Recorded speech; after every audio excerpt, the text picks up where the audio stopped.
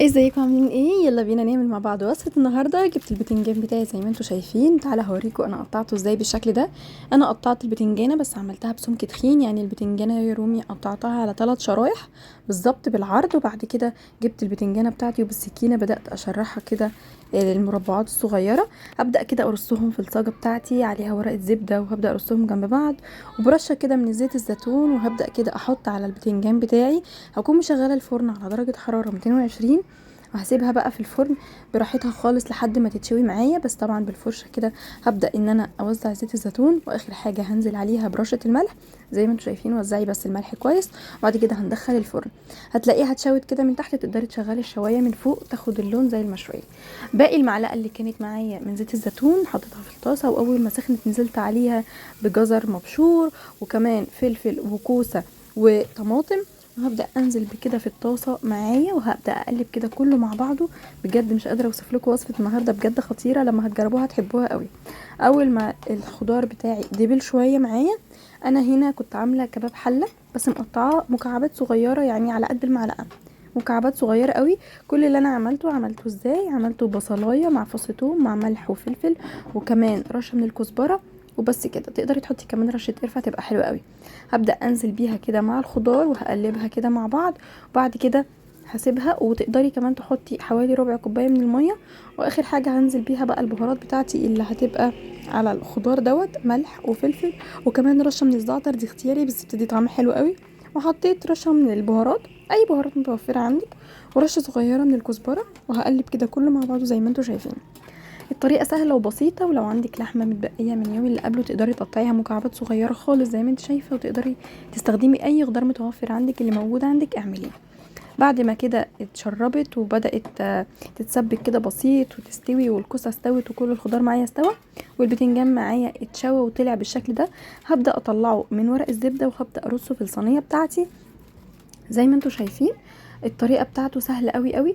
زي ما انتوا شايفين انا بوريكم ان الحته دي اتقطعت رفيعه فاتفتحت طبعا زي ما انتوا شايفين كده، بس انا بقى بالمعلقه هبدا اهرسها واخليها تبقى البتنجان زي الطبق كده كله جنب بعضه.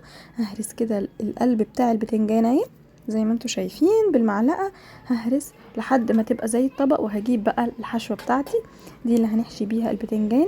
وصفه النهارده هتبقى بتنجان بحشوه كباب الحله والخضار. الطريقه سهله وبسيطه وكمان صحيه قوي وكمان خفيفه على المعده، وطعمها بيبقى خطير. ولو عندك اطفال بقى تقدري كمان ان انتي تحطيها لهم، هتعجبهم قوي.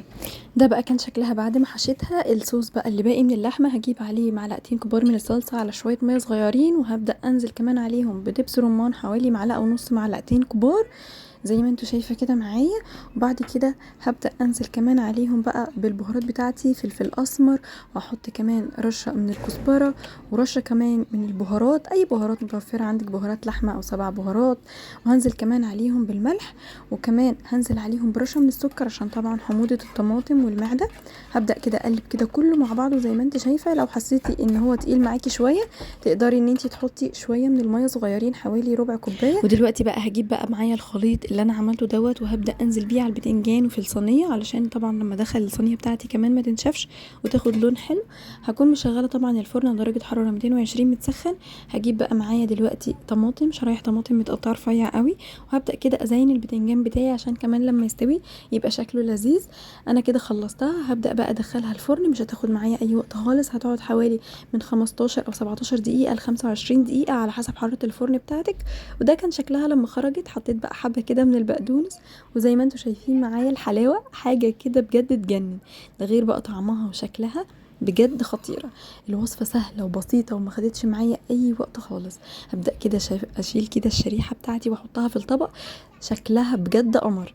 شايفين معايا الحلاوه حاجه كده بجد تجوع. لازم تجربوها. الوصفه خطيره وسهله وما بتاخدش معاكي اي وقت خالص. تقدري تقدميها مع رز ابيض او بشعريه مع حبه ملوخيه او حبه عيش كده وحبه سلطه جنبها. بجد خطيره. الطريقه لازم تجربوها، خطيره وسهله وما بتاخدش معاكي اي وقت. يلا بقى جربوا الوصفه وهستنى رايكم. الف هنا عليكم يا حلوين.